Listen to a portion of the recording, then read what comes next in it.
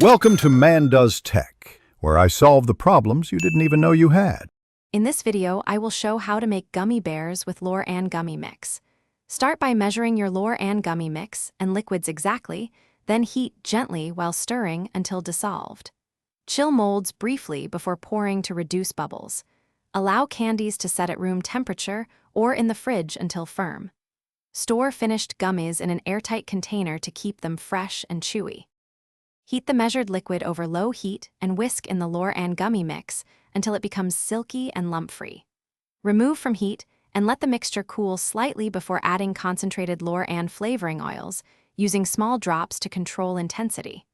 If you want chewier gummies, stir in a little invert sugar or simple syrup.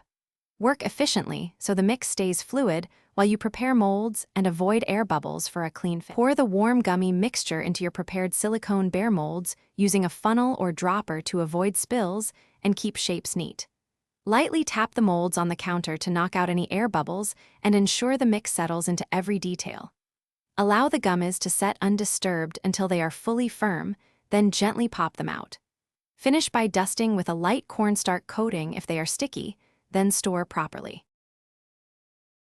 Thanks for watching. If you found this helpful, don't forget to like and subscribe.